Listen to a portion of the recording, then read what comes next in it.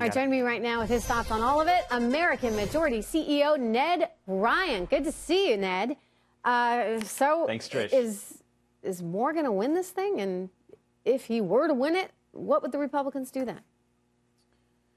Well, first of all, I mean, if we were to believe every poll we saw, Trump wouldn't have won the White House. Hillary Clinton would have. I'm a poll skeptic, Trish. I don't think that's a great mystery to anybody that watches me on TV.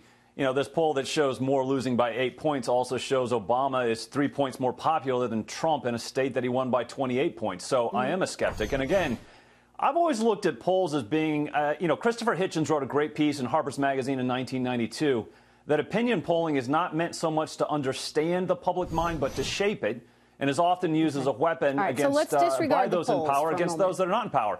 Let's disregard them for a moment. But I don't know what the Republicans do if he gets there. But this is an attack by the establishment. What's that? Well, you know, we're going to have to cross that bridge when we come to it. I agree with the White House. I agree with Trump. This is up to the people of Alabama to decide. And I will also say this, Trish. I mean, these allegations are troubling. They are. At the same time, you know, I thought we lived in a country where somebody was innocent until proven guilty. And there's enough stuff that's starting to fall apart. Gloria Allred in this yearbook, there's real questions about that. I get it. Then but, you know, Ed Rollins was saying yesterday he hasn't done enough to defend himself.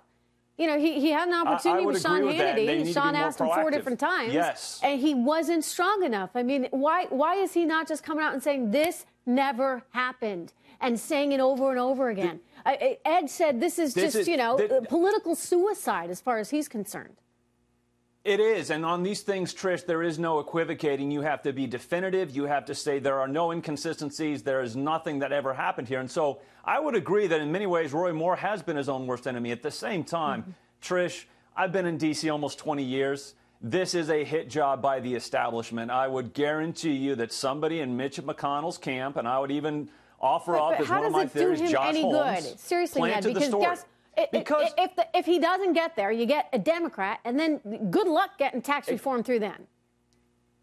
This is exactly why I think they should have thought this one out a little bit better, because this is making this a very hard race now for Republicans to keep. But again, I'll go back to this, Trish. I find it very suspicious that less than an hour after the article ran, Mitch McConnell was calling for Roy Moore to get out of the race. I view this as a hit job. And at the same time, what you're seeing play out is, and on the ground, not in D.C., but on the ground in Alabama, people are resenting the establishment trying to make a choice for them. They are resenting the media trying to make the choice for them.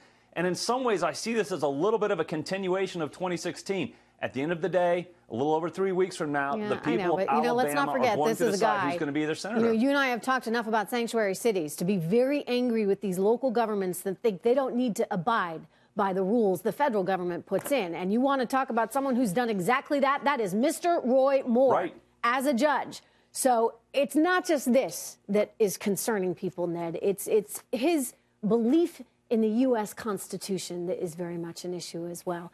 Anyway, we'll see what happens. I agree with you that people are fed up in Alabama, and they don't like the establishment one single bit. Understandably why in many cases. Ned Ryun, thank you very much.